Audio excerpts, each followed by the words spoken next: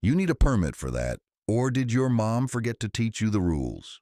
Nancy Miller didn't whisper. She didn't glance around to see who was listening.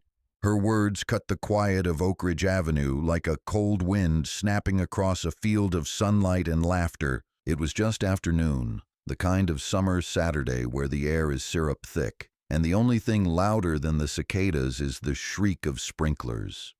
On the corner of Oak Ridge and Maple, 12-year-old Jaden Walker wiped sweat from his brow, straightened the hand-lettered sign that read, "Fresh lemonade, $1, and tried to ignore the tightness in his chest.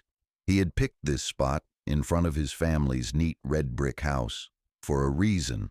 The traffic was slow, the neighbors friendly, and the maple tree's shade reached out like a promise that today would be good. But Nancy Miller's voice wasn't just a breeze stirring the leaves. It was a storm that didn't belong. Jaden blinked. He didn't look at her directly. He kept his eyes on the old card table, the yellow pitcher sweating glassy beads, the pile of ones and quarters in the plastic cash box. He knew the rules. He knew her rules. Before we go any further, I want to ask you something. Have you ever watched a child's hope collide with an adult's suspicion? Have you ever seen a dream, small and bright, get smothered by someone who couldn't stand the idea of joy that wasn't theirs to control? If this story strikes a chord, I want you to hit that subscribe button and share it with someone who needs to hear it. Because what happens next will challenge everything you think you know about neighborhoods, fairness, and what it means to stand up, even when you're only 4 feet tall. Jaden's hands shook. He gripped the lemonade pitcher like it was the only anchor in a world gone sideways. Next to him, his best friend Eric Riley, 11, dark-eyed and serious, watched Nancy with a look that was half curiosity, half fear. "I'm sorry, ma'am?" Jaden's voice was polite, the way his mom had taught him. Always start with respect, no matter what's coming. Nancy took a step closer. Her white canvas shoes crunched on the driveway, immaculate and sharp against the cracked cement. She wore her hair in a helmet of blonde curls, her mouth set in the kind of smile that never reached her eyes. "I said, you need a permit to sell food on this street," she said, her voice rising so that neighbors out for a stroll, Claire Barnes walking her beagle, Mrs. Martin tending her roses, turned to look. Eric shifted his weight, ready to move. "It's just lemonade, Mrs. Miller. We're not hurting anybody." Nancy's eyes narrowed. "That's not the point. It's about the law. You can't just set up shop wherever you like. Some of us care about property values." She shot a glance at the sign, then at Jaden, then at the little pile of change. "Or maybe you're not used to following the rules." Jaden felt the sting of the words, not just in his ears but under his skin. He could hear his mom's voice from the kitchen window, warning him about people who'd smile at you and call the police when you turned your back. Behind the glass, Tanya Walker watched, silent, her hands frozen over the sink. She saw her son's shoulders tense, the way his back curved in just a little. She knew that posture. It was the same one he wore after school, on days when he came home quieter than usual, shoes scuffed from running, eyes shadowed with something she could never quite chase away. Nancy Miller wasn't finished. She stepped up to the table, leaned over the lemonade, and wrinkled her nose. "Is that even clean? Where'd you get the water? You can't just serve things to strangers. Did your parents teach you about hygiene?" Jaden opened his mouth, but the words tangled. Eric looked at him, then at the house. "His mom helped. It's clean." Nancy folded her arms. "You think that's enough?" She pulled her phone from her pocket, screen already dialed to 911. "If you don't pack up, I'm calling the police. This isn't a free-for-all. This is a nice neighborhood." The silence snapped. Across the street, Melanie Robinson, who had grown up 3 doors down, paused with her grocery bags and called, "Nancy, let the kids be. It's just lemonade." But Nancy ignored her. She was already on the phone, voice sharp, clipped and loud enough to carry. "Hello, yes. I'd like to report a suspicious person, actually. 2 of them. They're selling something on my street. No, I don't know if it's safe. Yes, I feel threatened. I want someone to come right away." The words suspicious person stung harder than any slap. Jaden's face went hot. He could feel the weight of every eye on him. Claire Barnes slowed her walk. A car rolled past, its driver looking, frowning, and moving on. Somewhere, a sprinkler ticked. Eric whispered, "We didn't do anything wrong, Jay." Jaden didn't answer. He wanted to go inside, to call his mom, to disappear. But his hand stayed planted on the table.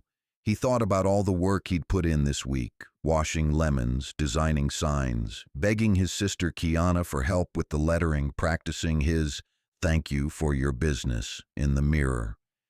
He thought about the new baseball glove he'd been saving for, the one the coach said might make him a real contender next season. Tanya Walker moved to the front door, ready to step outside, but she held herself back. She wanted to believe it would resolve quietly. She wanted to believe her neighbors would see her son as a child, not a threat. But Nancy Miller's voice was rising. "No, I'm not exaggerating. They're on the corner of Oak Ridge and Maple. They're blocking the sidewalk, harassing passers-by." Her words twisted. "I'm not sure what they're selling, but it doesn't look right." The operator's voice on the other end, calm and professional, asked for more details. Nancy's tone became theatrical, urgent. "There's a crowd. I don't feel safe in my own neighborhood. They don't have a permit.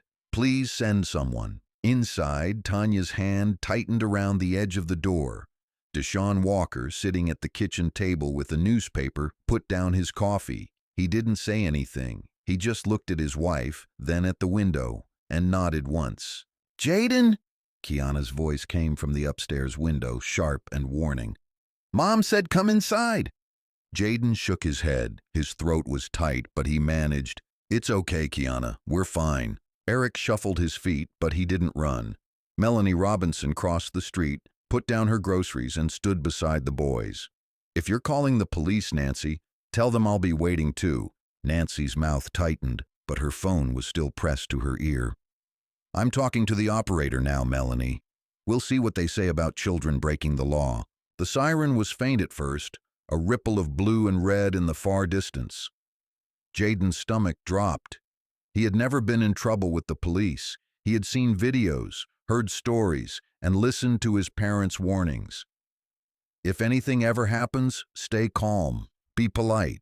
Keep your hands where they can see them." But he had never thought those rules would be for selling lemonade. The first police car turned the corner, lights flashing. Officer Matthew Reed stepped out, tall, pale, with a jaw set for judgment. His partner, Officer Brian Stewart, was a few years younger, nervous, his eyes scanning the scene. Nancy hurried to meet them, waving one hand. "There, that's them." Officer Reed approached the table. His presence was bigger than his shadow, filling the space. "What's going on here?" His voice wasn't unkind, but it wasn't gentle either. Nancy spoke first, a litany of grievances. "They're blocking the sidewalk, selling drinks without a permit, harassing people.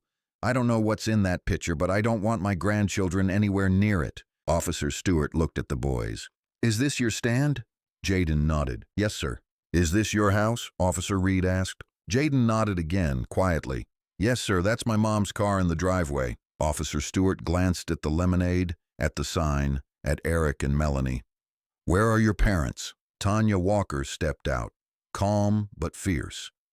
She wore a faded yellow t-shirt and jeans, her hair pulled back, her eyes locked on the officers with a steadiness she had cultivated for years. "I'm his mother." "What's the problem, officer?" Nancy jumped in. "He's selling food without a permit. He was rude when I told him to stop. They wouldn't listen." Melanie Robinson snorted. "They're kids, Nancy. Let them be." Officer Reed ignored Melanie. He turned to Tanya. "Ma'am, do you have a vendor's permit for this stand?" Tanya's mouth set in a hard line. "It's a lemonade stand, officer. My son is 12. They've done this every summer since he was 8. We've never had a problem." Nancy interjected, voice shrill. "The rules are the rules!" Officer Stewart looked uncomfortable. "Ma'am, local ordinances do require permits for commercial sales, but..." "But what?" Nancy pressed. "Are you going to let them break the law? What if it was something dangerous?" Jaden's voice was small. "It's just lemonade." Officer Reed crouched down to Jaden's level. "Did you make it yourself?" Jaden nodded, eyes brimming. "With my mom. We use bottled water. Everything's clean. Reed studied the boy's face. Did you ask neighbors if it was okay to set up here? Jaden shook his head. No, sir. We always do it here. I just wanted to save for a baseball glove. Reed stood, straightened his belt, and looked at Tanya. Ordinarily, we'd ask you to pack up and get the right paperwork. It's the law, Tanya replied. Officer, I'll make sure we have everything in order for next time, but I think this is an overreaction. Nancy, emboldened, crossed her arms. I'm glad someone's finally taking this seriously. We can't have just anyone doing whatever they want. Melanie turned on Nancy. You walk your dog off leash every morning. Nobody calls the police on you. Nancy flushed. That's different. Officer Stewart looked at Reed, uncertain. Reed said, let's not escalate. No harm's been done. Nancy huffed. So you're just going to ignore the law? Officer Reed turned to Jaden. How much have you made today, son? Jaden hesitated. $22, some in quarters. Reed gave a faint smile. That's a lot of lemonade, Nancy scoffed. Probably tax-free, too. The sound of her voice grated on the crowd that was gathering. Neighbors from nearby houses stepped closer, curious and unsettled. Some crossed their arms, others pulled out their phones. Tanya could feel their support, but also their fear, the tension of people who wanted to speak but weren't sure if it would make things better or worse. Melanie, braver than most, said, Why are we standing here arguing about lemonade? If Nancy was really worried about the law, she'd have talked to Tanya first. This is about something else. Nancy shot back, Don't make this about race, Melanie. Melanie's face was stone. I don't have to. You did it yourself. The officers glanced at each other. Officer Stewart cleared his throat.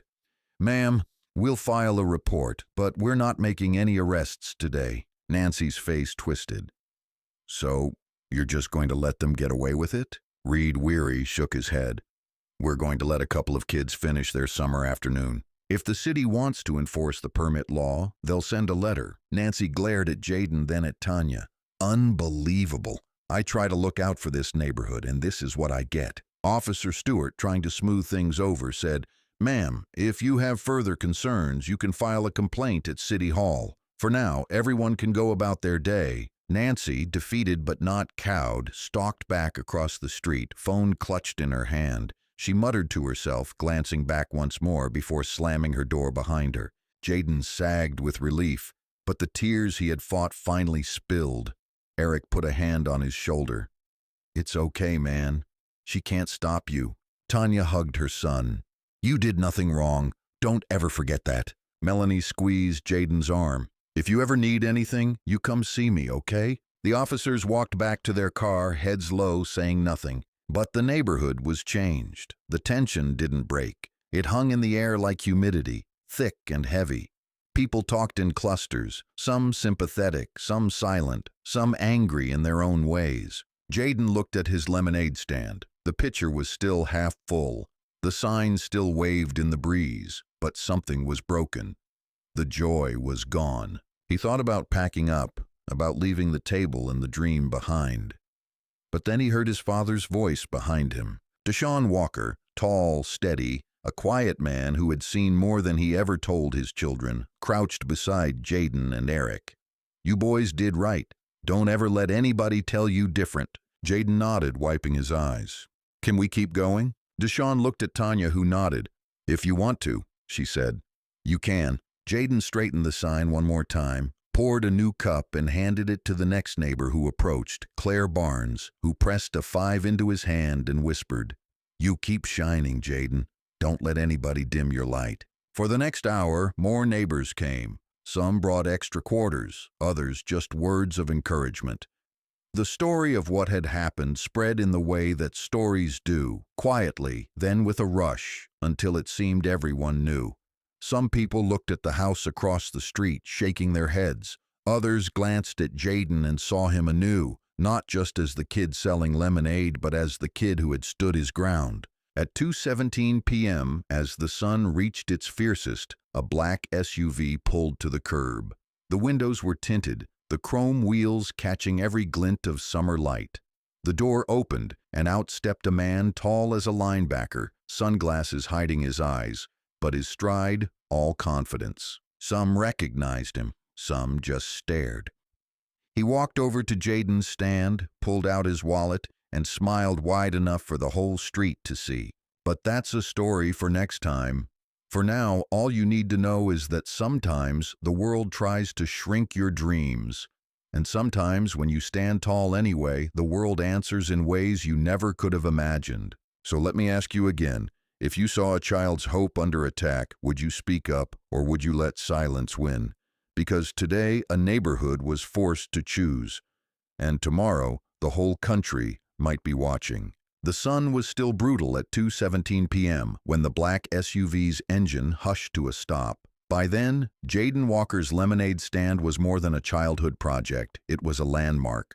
Neighbors had gathered. Some lingered at the edge of their lawns, arms folded and faces shadowed, while others crossed the street to offer silent support. Some just watched from behind curtains, holding their breath and wondering if everything they'd heard about the world was really coming true on Oak Ridge Avenue. Jaden saw the car before anyone else. He didn't recognize the make. Something expensive, glossy, impossible not to notice. He didn't know the man who stepped out, but he knew the way people changed when something big was about to happen. Conversations faltered. Heads turned. The man who emerged moved like a star. He wore dark jeans and a blue t-shirt stretched across shoulders broad enough to block the sun. His sneakers were spotless, but not the way Nancy Miller's were. These weren't for mowing the lawn or shouting at kids. They were the kind you wore when every step was meant to be noticed. He took off his sunglasses, revealing eyes sharp as glass, and scanned the scene, the lemonade stand, the cluster of neighbors, the police car idling quietly down the block, and the two boys still standing their ground behind their folding table. Jaden felt something shift, not just in the air, but inside his chest. He didn't know this man, but the way everyone watched him, it was clear. Whoever he wasn't here for Nancy Miller. He wasn't here for the police. He was here for Jaden. Before we go any further, let me ask you something. Have you ever witnessed a moment where a single person's presence changed the entire temperature of a place? Where the world seemed to hold its breath because something important, something right was about to happen? If you have, you know how the energy shifts. If you haven't, let me show you. The man, Brandon Mitchell, though Jaden didn't know the name yet, smiled. It was the kind of smile that didn't ask permission. He nodded at Jaden. "Heard you've got the best lemonade in town," he said, his voice easy and low. Jaden blinked. "Yes, sir. It's $1 a cup." Brandon reached into his wallet. He pulled out a crisp 100, then another, then another. "I'll take everything you've got." He glanced at the crowd. "And I'll pay for the next 10 people, too." A ripple of surprise moved through the neighbors. Melanie Robinson grinned, wide and proud. Tanya Walker felt something loosen in her chest that had been knotted all afternoon. Even Eric Riley, usually the shy one, stood a little taller. But Nancy Miller watched with suspicion, her lips pursed. "I don't see what the fuss is about," she muttered to Thomas, who stood beside her, arms limp. Brandon didn't bother with her. He took a cup from Jaden, drank deeply, and let the taste linger. "Best lemonade I've had all year," he announced.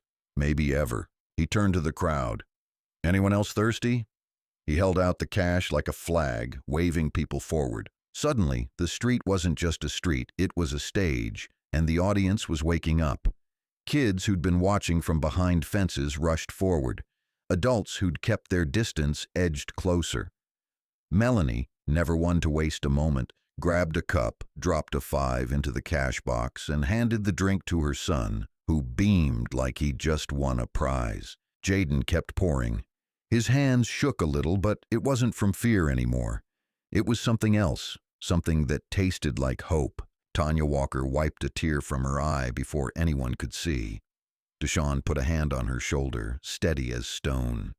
Kiana, peeking from the porch, snapped a photo, the flash a small explosion of joy. But the day wasn't done with them, not even close. Word travels fast in places like Oak Ridge. By the time the third cup was poured, someone had posted about the police on Nextdoor. By the fourth, a tweet had gone out with a picture of Jaden's sign, Nancy in the background, phone pressed to her ear, the caption sharp as a warning. When they say call the police on Lemonade, you know what's really going on.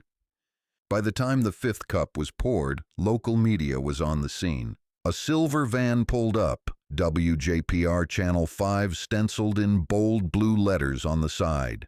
Out jumped Janice McCarthy, a local reporter with hair pulled back in a tight bun and an eye for stories that moved people. She carried her mic like a badge of honor, a cameraman hustling behind her.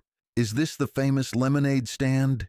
Janice called, smiling widely. She moved with confidence, but she wasn't above crouching down to Jayden's level, letting the camera catch the way his eyes, still red-rimmed, looked back at her with wary trust. "It's his stand," Melanie said, gesturing to Jayden. "He's the reason we're all here." Janice nodded, then glanced at Brandon Mitchell. Her eyes widened. "Wait, aren't you—" Brandon smiled, a little sheepish now. "Just a fan of lemonade," he said. But the way the camera lingered on him told everyone that wasn't the whole truth. Janice turned to Jayden. "Can you tell us what happened?" Jayden hesitated, then looked at his mom. Tanya nodded, her voice gentle. "Just tell the truth, baby." Jayden took a deep breath. "We just wanted to sell lemonade. My mom helped us make it. We've done it before, but today, Mrs. Miller said we weren't allowed. She called the police." Janice kept her tone neutral, but her eyes sparkled with outrage. "And the police, what did they say?" "They said we needed a permit, but then they let us stay, but everyone was watching. I felt like I did something bad." The camera panned to Nancy Miller, who turned away, muttering about the media circus and people blowing things out of proportion. Janice straightened, handed Jayden a card. "If you need anything, you call me." She turned to Brandon. "Anything you want to add?" Brandon shook his head. "I just came for lemonade." But the smile on his face told everyone there was more to the story. The camera kept rolling as neighbors stepped forward to buy cups, each person dropping bills into the cash box, some wiping away tears, others making quiet, defiant eye contact with Nancy Miller's closed curtains. For a moment, it looked like the story might end there. The police, seeing no crime, climbed back into their cruiser, promising to file a report and reminding Jayden to get a permit next time. Officer Reed, his jaw unclenched, offered a smile and a quiet, "Good luck, kid." But the neighborhood had been changed. The lines were drawn, invisible but sharp. Some people, like Claire Barnes, came forward to support Jayden. Others, like the Sanders from 2 doors down, hovered on the edges, afraid to take sides. Inside the Walker home, the phone rang nonstop. Relatives, friends, old college roommates, everyone had heard. Tanya tried to keep up, answering questions, thanking people, and repeating the same story over and over until her voice grew hoarse. Deshawn, never one for drama, checked on Jayden every 15 minutes. "You okay, son?" he'd ask, voice soft but serious. Jayden would nod. "Yeah, Dad, I'm fine." But he wasn't, not really. The hurt was slow, like a bruise blooming under the skin. He tried to focus on the good, the smiles, the laughter, the pile of bills in the cash box, but the memory of Nancy's voice wouldn't leave him. "You need a permit for that, or did your mom forget to teach you the rules?" He heard it over and over, a loop he couldn't break. Kiana tried to distract him, bringing out her phone and making silly faces, recording a video to send to her friends. #Lemonade Strong, she joked, but her eyes were soft, her smile fragile. Eric, ever the loyal friend, stayed until sundown. He didn't talk about what had happened. He just helped Jayden clean up, stacking cups, folding the sign, and carrying the table inside. When the door closed, the house was quiet. The TV played news of the stand, Brandon Mitchell's face beaming, Jayden's name scrolling across the bottom of the screen. Tanya stood behind her son, arms folded, tears in her eyes. "You proud of yourself?" she asked, voice trembling. Jayden nodded, then shook his head. "I don't know, Mom. Did I do something wrong?" Tanya hugged him, fierce and unyielding. "No, baby, you did everything right." Outside, the night crept in, but Oak Ridge Avenue wasn't sleeping. Nancy Miller stood at her window, watching the glow of porch lights across the street. She could see the silhouettes of people, black, white, young, old, gathering in clusters, talking quietly. She felt their judgment, their anger, their disappointment. It pressed in on her, suffocating and hot. She turned to Thomas, who watched the TV from his armchair, silent. "They're making a spectacle of it," she said, her voice shrill.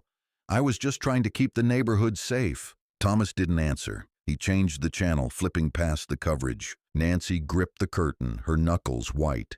This is what happens when people refuse to follow the rules. Next thing you know, it's chaos. But deep down, there was a flutter of doubt.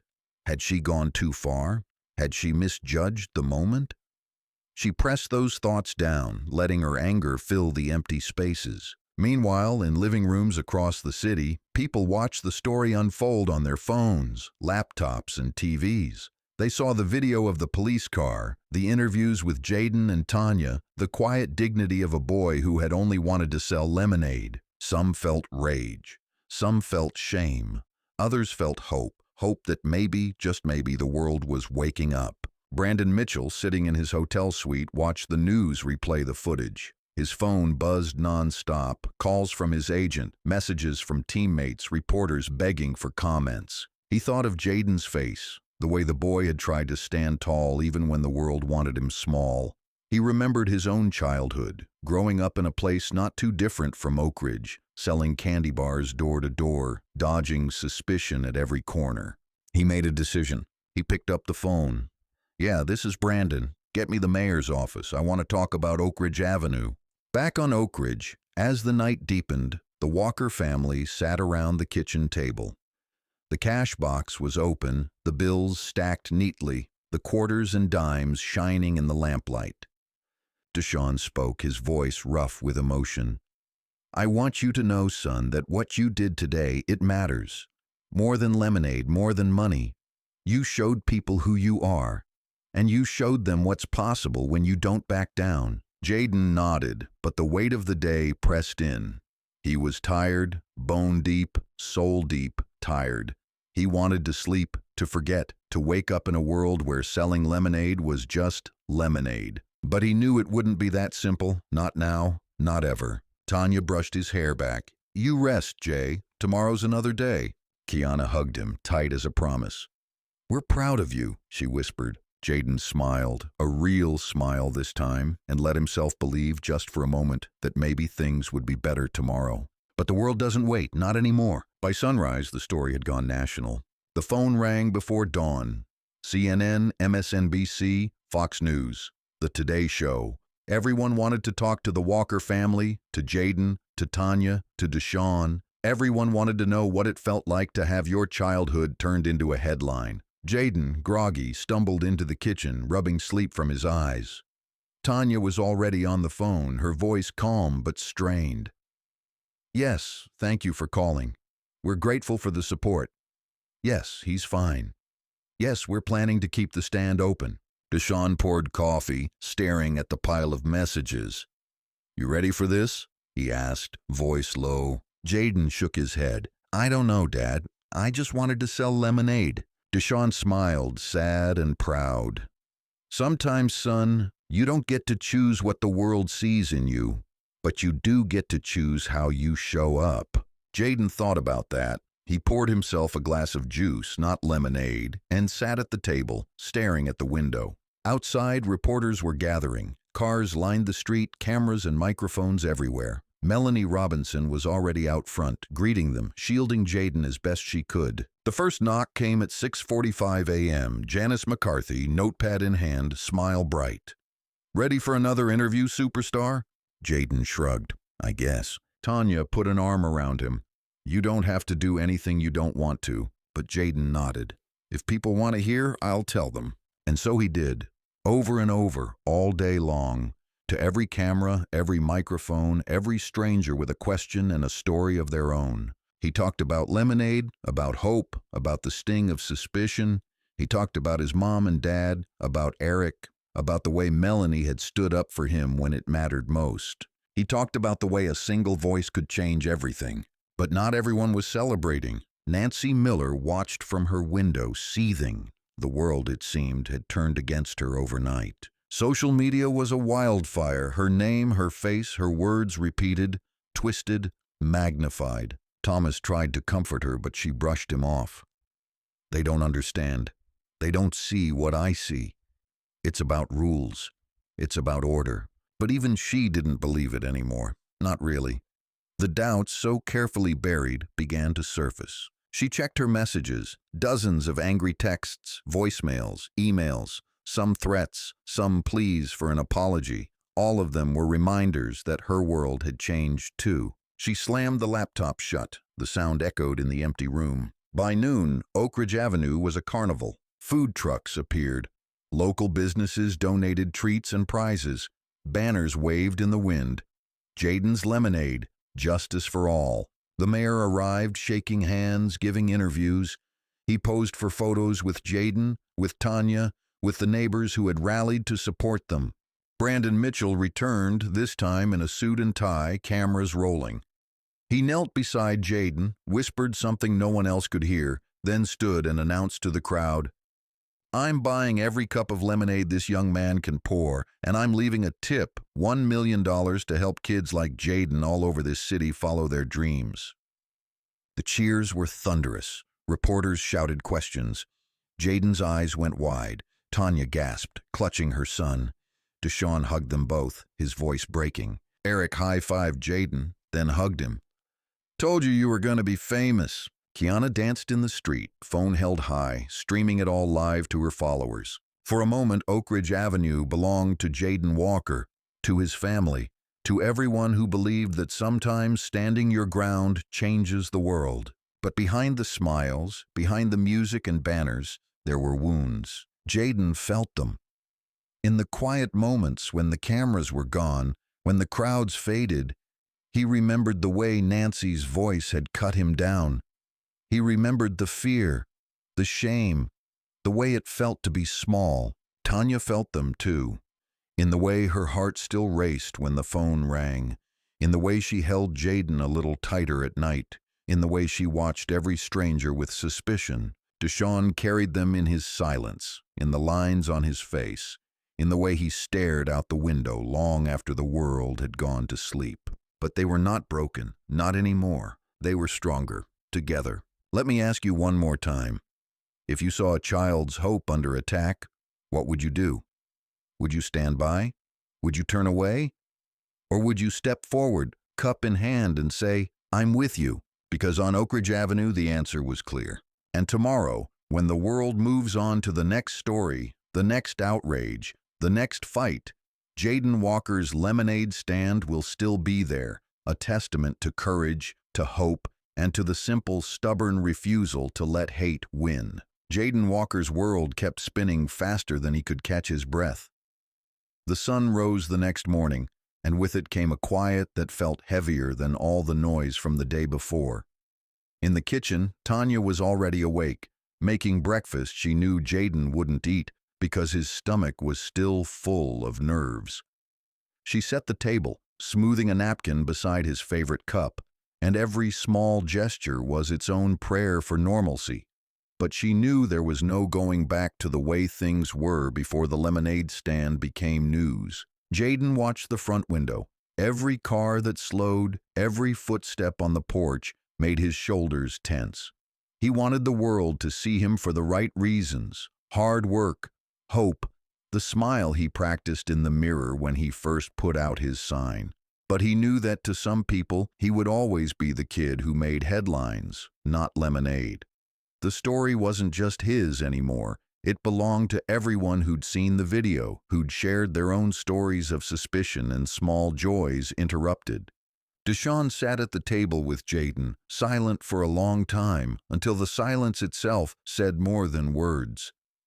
When he finally spoke, it was the same way he'd taught Jaden to hold a bat: steady, deliberate, never rushed. He told Jaden that not every day would feel like victory, and not every voice raised against him was worth listening to. Some days, the best thing a person could do was remember who they were before the world started telling them who they ought to be. Jaden listened, nodded, and wondered if grown-ups ever stopped feeling the sting of being judged. Kiana tiptoed in, phone already buzzing with messages from classmates and strangers. She had stayed up late reading comments, most kind, some cruel, all of them proof that once a story starts to spread, it never comes back unchanged. She showed Jaden a video of Brandon Mitchell on the news, saying how much Jaden inspired him, how every kid deserved a shot. Jaden's face warmed with pride, but also fear, because being seen was its own kind of risk. The house was still full of flowers from neighbors, handwritten notes taped to the door, paper hearts and crayon messages. Tanya tried to answer every knock with a smile, tried to keep her voice from trembling. There were more reporters outside. There were teachers from Jaden's school who wanted to help. There were people who brought homemade cookies, who offered to organize, who wanted to hold signs that said, "We stand with Jaden." There were strangers who just drove by, rolled down the window and shouted encouragement, hoping to catch a glimpse of the boy whose stand had turned into a cause. Inside, Jaden kept remembering Nancy Miller's voice, the way it made the air feel tight. Nancy watched from her living room, curtains barely parted, the TV on but muted. She replayed the events over and over in her mind, trying to convince herself she'd done the right thing, that rules were meant to be followed. But it was getting harder to ignore the feeling that something had shifted. Even Thomas was different now, quieter, his comfort less certain. The phone rang again, another call from a distant cousin, someone who had seen the story, someone who had an opinion about how quickly life could change. Brandon Mitchell came back to Oak Ridge that afternoon, this time not as a celebrity but as an ally. He walked up to Jaden's stand, the crowd parting for him with respect, but he waved off the attention. He knelt beside Jaden, talking softly, out of earshot of the cameras. He told Jaden that some days the only thing you could do was keep pouring lemonade, keep showing up, keep believing that kindness would outlast suspicion. Jaden listened and found comfort in the way Brandon spoke to him, not as a headline, but as a kid who still had homework and chores and a sister who teased him. The line for lemonade was long again, but now every customer had a reason for being there. Some handed over money for a single cup and asked for nothing in return, just the chance to say they supported Jaden.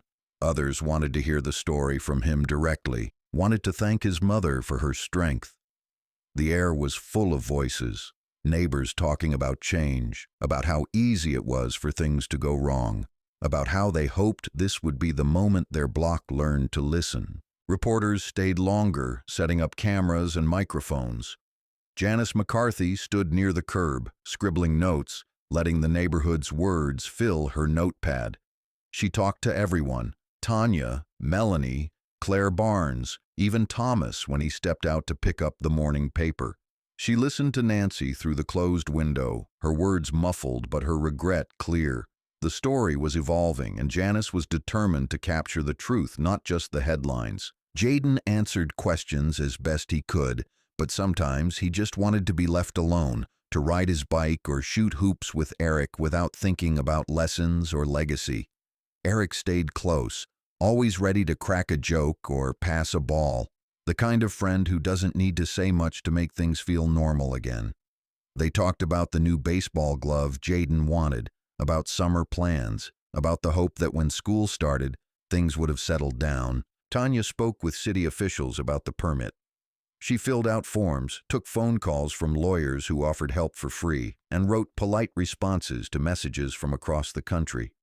She wondered how many other mothers had stood at a window, praying their children's dreams would survive being noticed for the wrong reasons. Sometimes she caught herself holding her breath, waiting for the world to move on, hoping it would not forget the lesson, hoping it would not ask her son to pay the price again. Nancy Miller watched the crowds, the news vans, the signs that grew bolder with each passing day.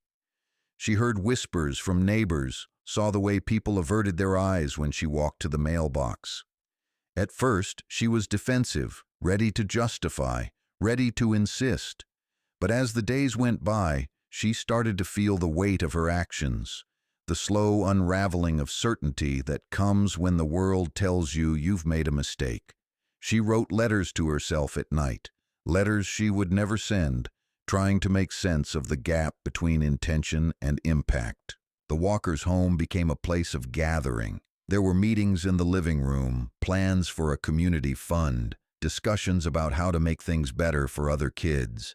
Melanie Robinson spoke at the first gathering, her voice steady as she reminded everyone that change was not just about lemonade, not just about Jaden, but about the kind of world they wanted to build.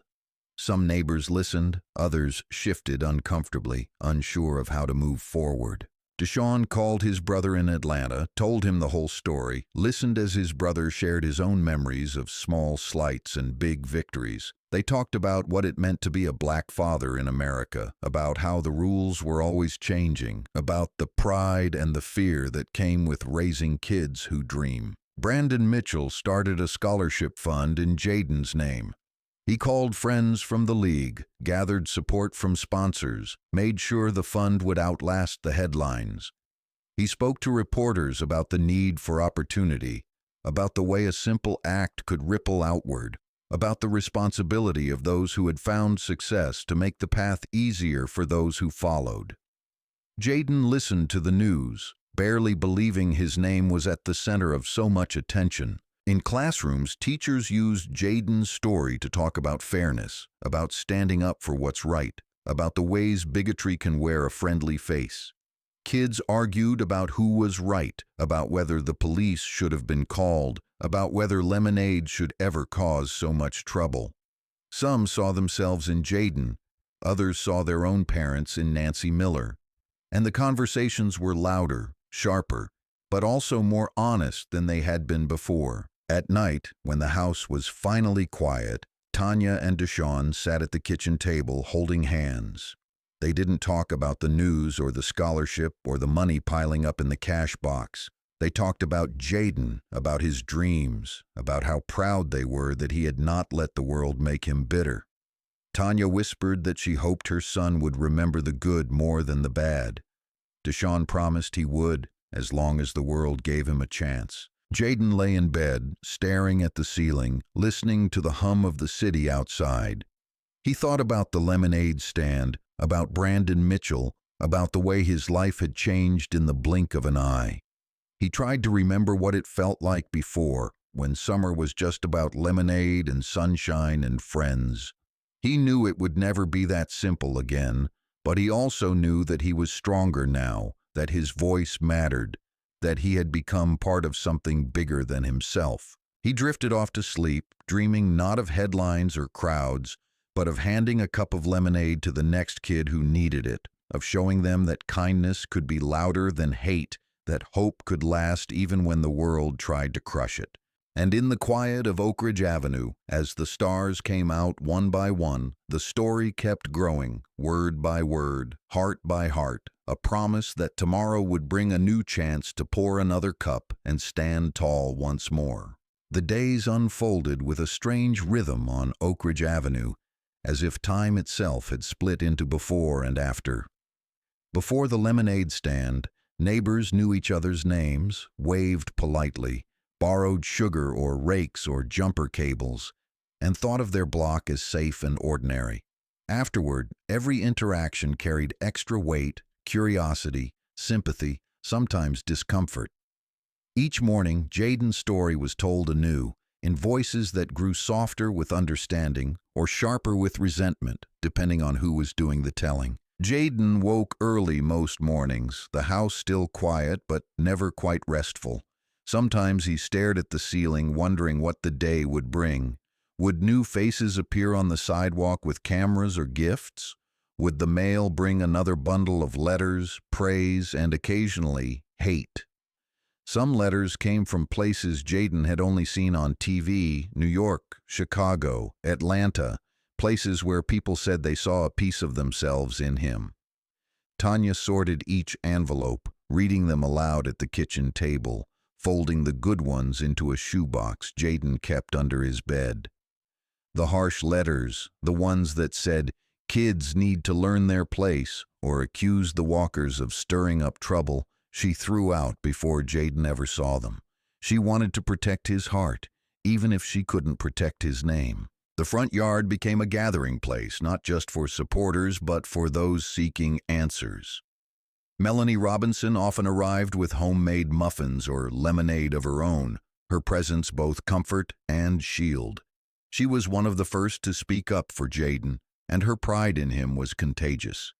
She organized neighborhood gatherings that grew from small conversations under the maple tree to full-on block parties. Neighbors who had rarely spoken before now swapped stories and recipes, and at the center of it all was Jaden, who found himself both celebrated and studied, the boy everyone wanted to thank or understand. Some days, Deshaun would sit outside with Jaden after the crowd thinned. He'd hand his son a baseball glove, and they'd toss the ball back and forth in silence, the easy repetition helping both of them sort their thoughts. Deshaun's voice, when it came, was always calm, but sometimes Jaden caught the hint of fatigue in it, a tiredness that went beyond the day's events.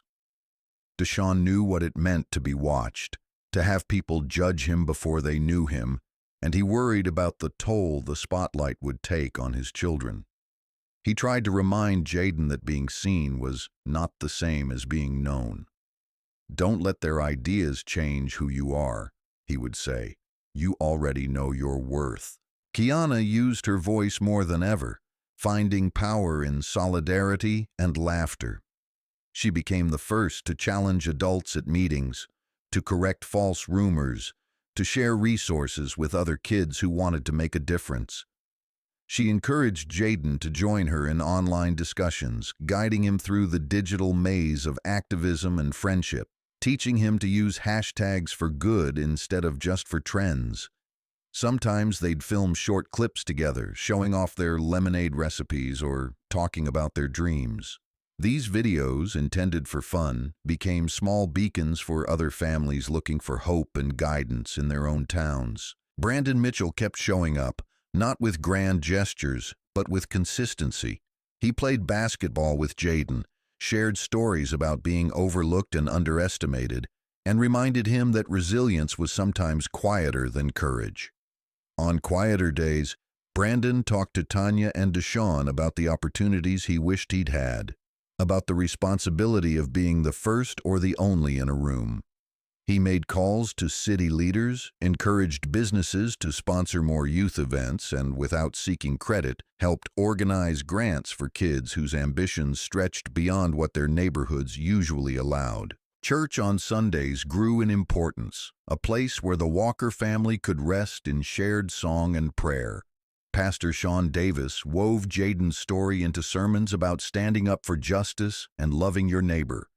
He called on the congregation to support the Walkers not just with words, but with action, offering rides, tutoring, meals, and quiet encouragement when the world outside grew overwhelming.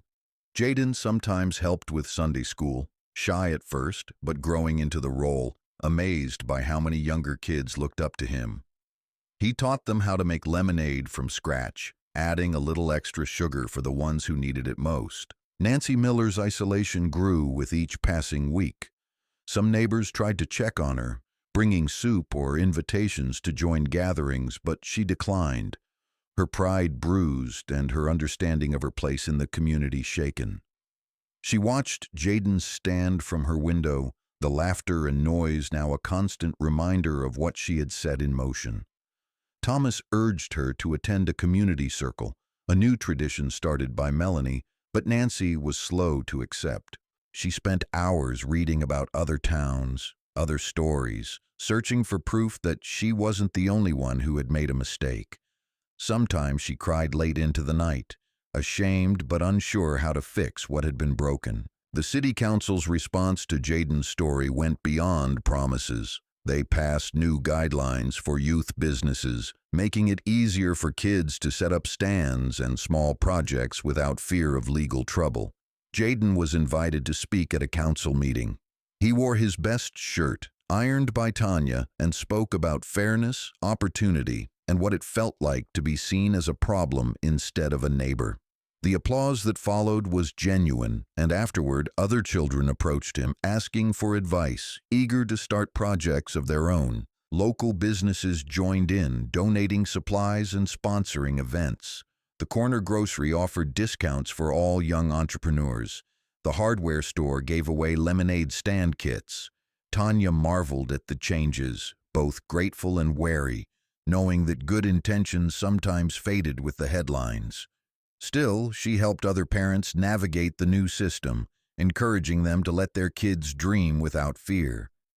Even as support poured in, the Walkers' life was not without stress.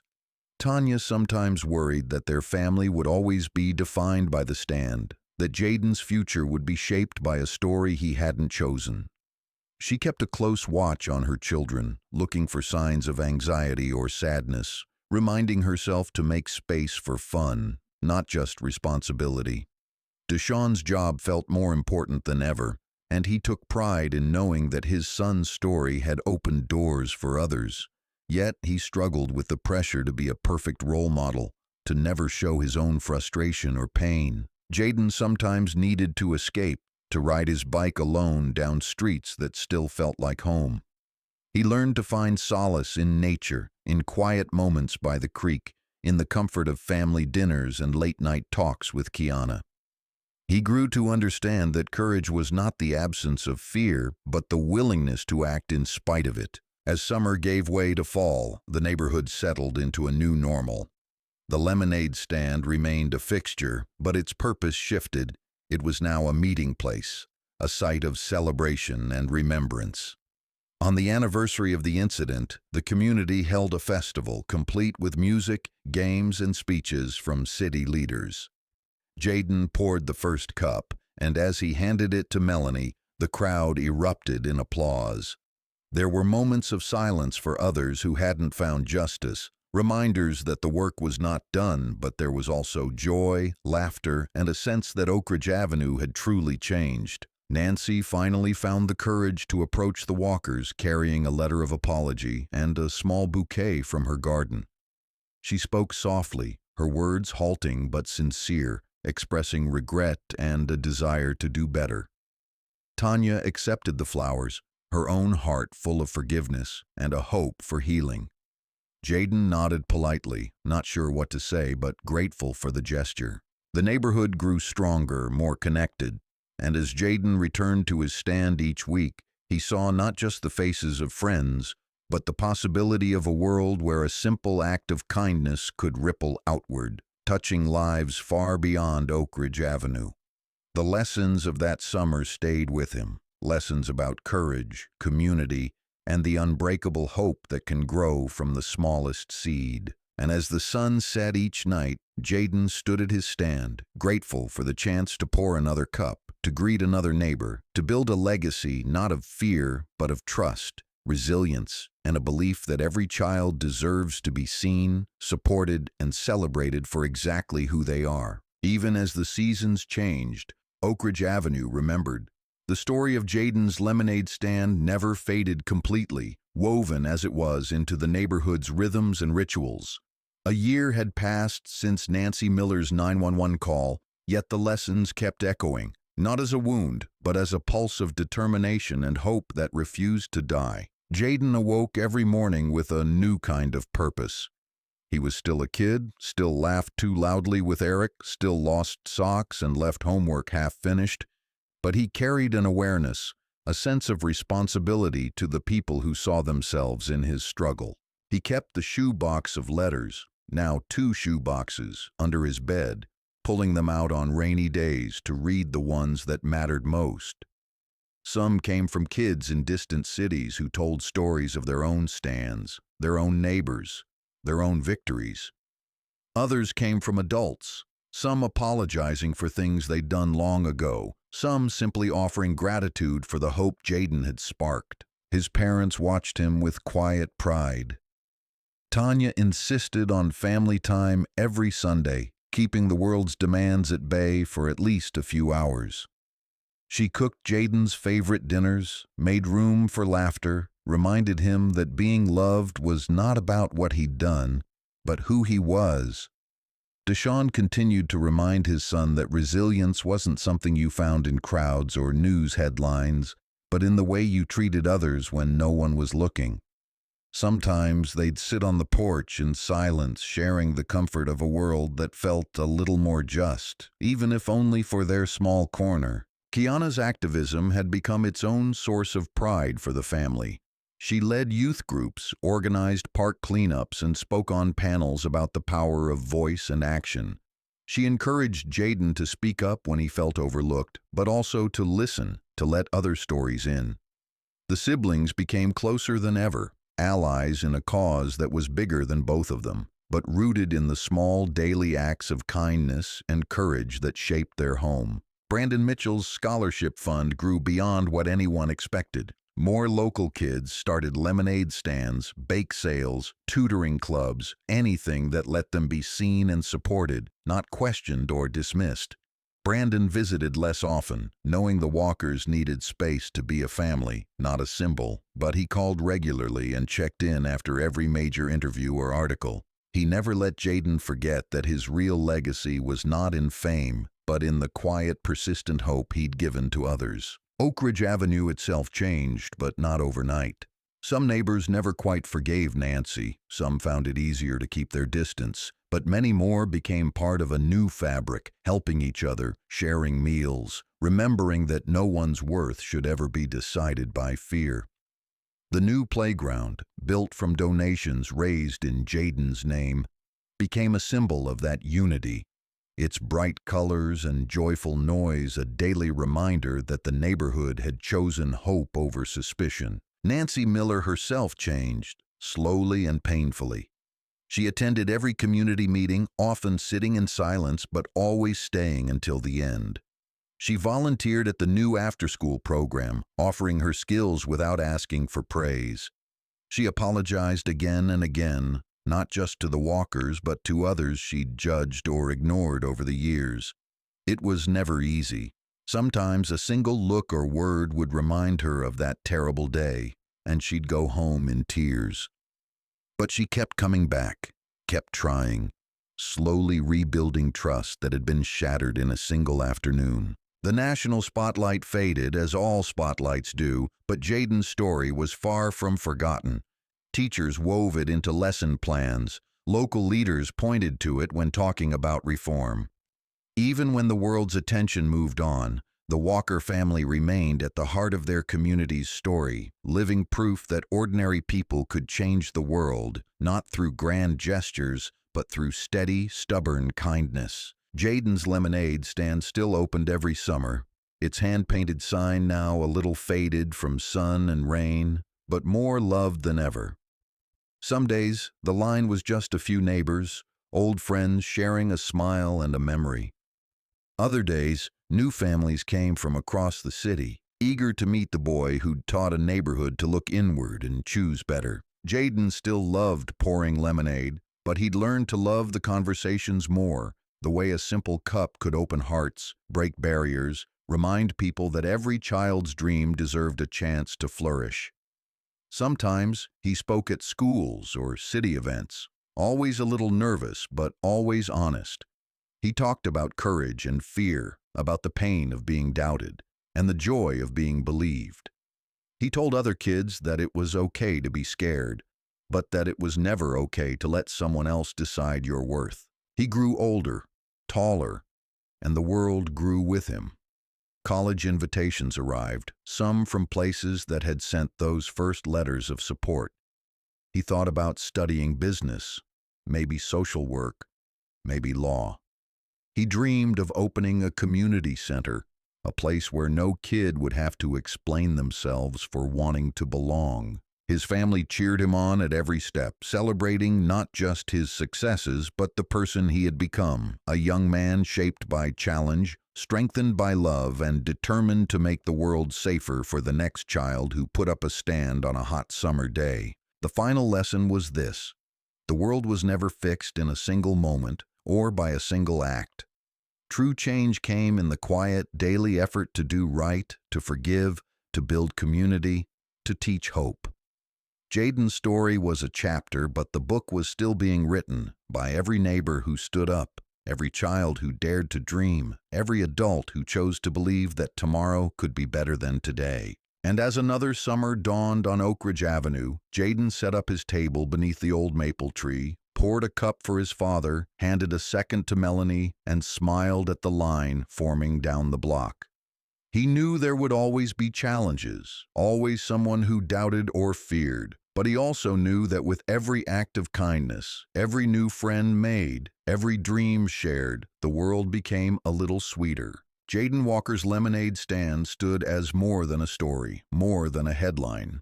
It became a promise written in sunlight and shared in every cup, that hope, courage, and community would always have a place to belong.